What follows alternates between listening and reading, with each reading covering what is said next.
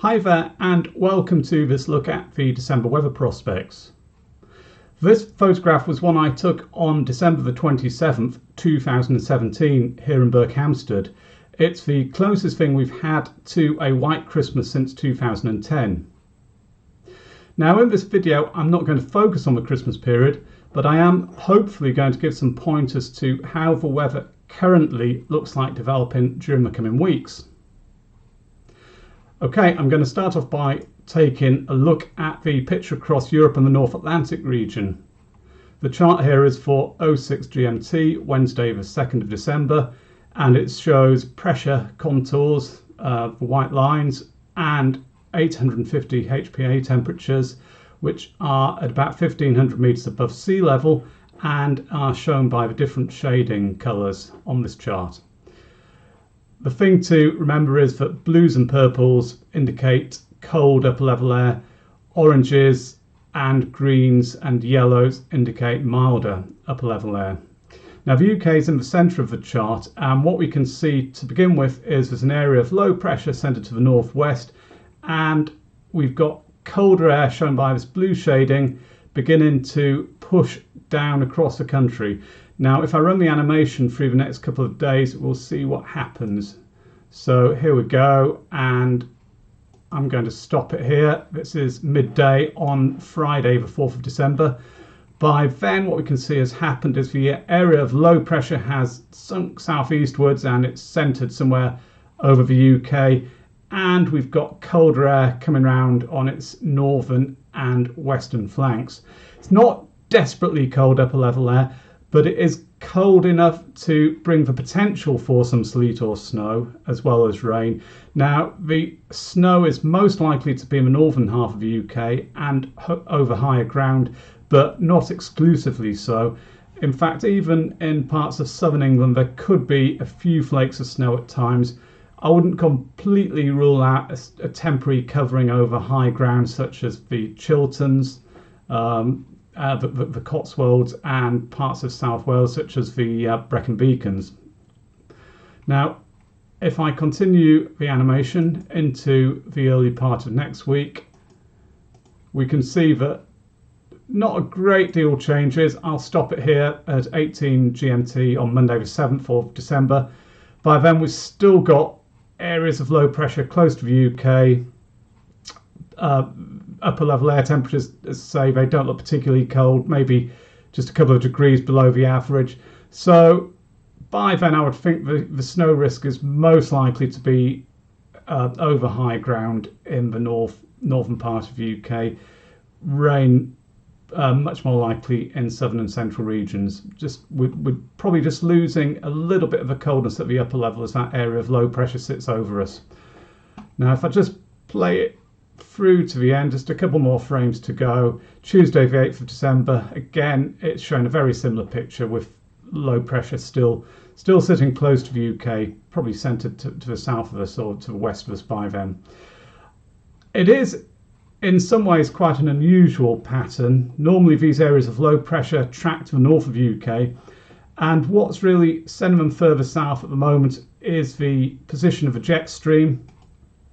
If I bring up this chart here, it's the jet stream forecast for Tuesday the 8th of December, and we can see the UK here. If I just try and zoom in a little bit so you can see it more clearly, the UK is just here,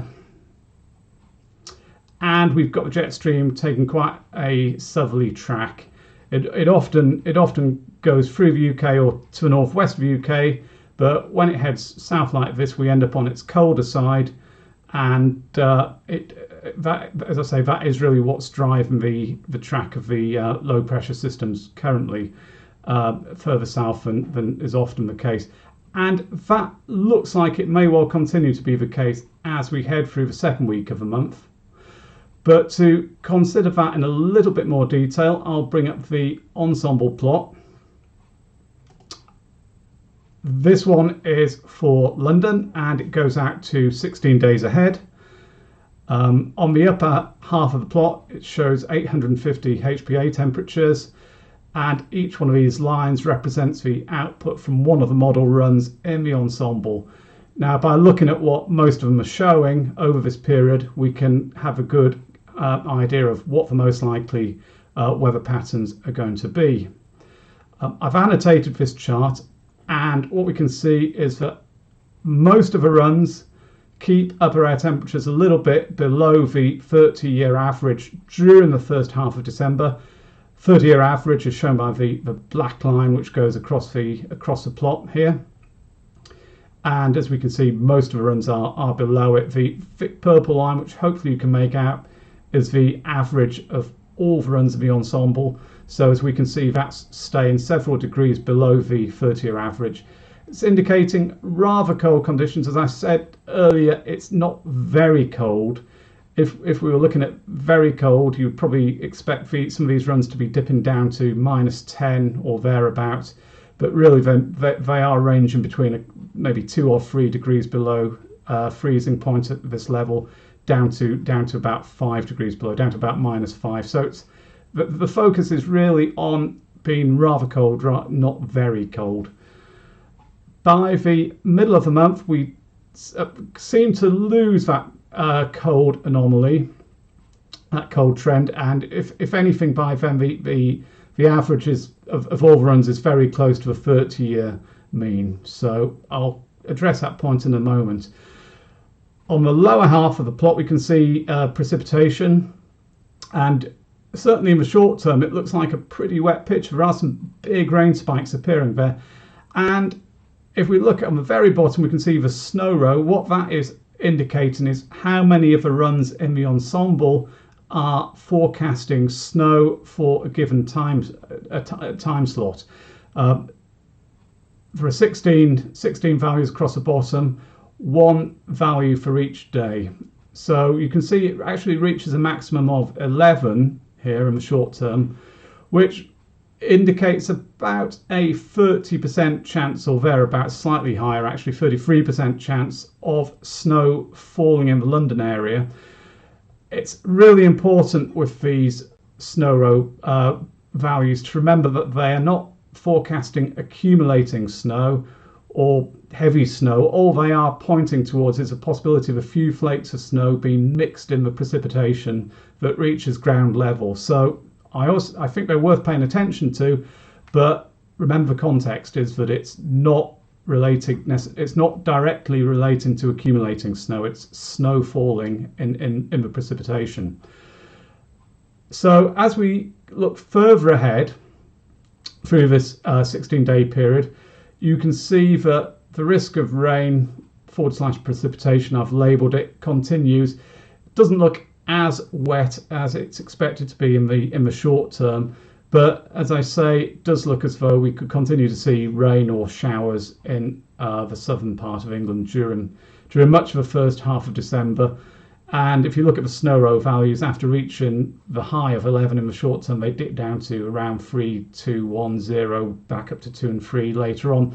So it is really suggesting that as we lose perhaps some of that initial upper level coldness, it becomes much more likely that we'll see rain in the southern half of the UK than snow. If I jump up to the plot for Glasgow, again on the upper air temperature part of the plot here, we can see the values forecast to remain below the 30-year mean for much of the period. If anything, the anomaly is actually slightly greater at times than it is in southern England. On the bottom half, we can see there's an ongoing risk of rain / precipitation through this 16-day period. And the snow row value, this is quite interesting. Here it actually reaches 32. The maximum it can go to is 33. So you would think the chances of Glasgow and much of the northern half of the UK at least seeing some falling snow during the next few days is pretty high. And I would also suggest that accumulations are quite likely in parts of the north, particularly over high ground. And in fact, the Scottish mountains, higher parts of Pennines, for example, could well take quite a plastering and see snowfalls of 10, maybe 15 or 20 centimetres locally. So there is quite a lot of snow on the way for the northern half of the UK over higher ground in the coming days. What about the longer term as we head through the second half of December? Well, to look at that, I'll bring up the 35-day GEFS plot. These are slightly different and they use slightly older data. Not going to go into the details of the differences here, but they do have quite a lot of value in my view. They've only become available since September this year. They have been reasonably consistent for December, so I think it's probably worth paying some attention to them at least. Now, this plot starts on the 1st of December and actually goes out to beyond the 1st of January. It's essentially the first week of January it's covering. So what we can see here is the mean of all these GEFS runs is shown by the purple line. In this case, again, the black line indicates the 30-year average, 850 HPA temperatures. And we can see that throughout much of December, the mean of the GEFS is remaining below that 30-year average, at least by a degree or two, maybe a bit more at times. And the spread of the runs doesn't look that great, so I think we'd probably give a moderately high level of confidence to this forecast as far as these long range plots go. That is, of course, but they're never going to be in the high confidence bracket. But I think the consistency which we've been seeing in recent days from the 35-day GEFS plots does add some credibility to what they are showing. So they are pointing towards a often rather cold picture as we head through December. If we look towards the second half, if we look towards the Christmas period, we can see it's a similar theme with with slightly colder than average conditions being favoured here. There is a suggestion of it turning milder at times, and if you've seen the monthly forecast on the website or the winter forecast which was issued on December the 1st, you'll have probably read that the possibility of milder periods during the middle of December has been flagged up. So it is something to keep an eye on. Another thing I would say needs watching is the possibility of it turning much colder at times during the second half of December. That isn't really shown by the mean here, but some of the operational runs have been indicating the likelihood of high pressure building to the northwest of the UK, in fact quite strongly over Greenland, and very, very cold air flooding down from the Arctic towards the UK and northwest Europe. That at the moment is not the favoured outcome. It's just one possibility, but it is something to keep an eye on. Another way of looking at that data is to see the weekly temperature anomaly charts for the European region. I've highlighted the UK here to make it clearer. This is for the week beginning Tuesday the 15th of December, and we can see then there's the blue shading over much of the UK indicates a slightly negative temperature anomaly at the 850 HPA level, maybe a degree or so below the 30-year mean, less of an anomaly as you head further north at this point. If I jump ahead to the Tuesday the 22nd of December, it's a similar picture. If anything, it's actually got a little bit colder for the beginning of that week. That could be interesting with Christmas taking place around then. We'll see, and I'll probably produce another video which focuses on that in the next day or two.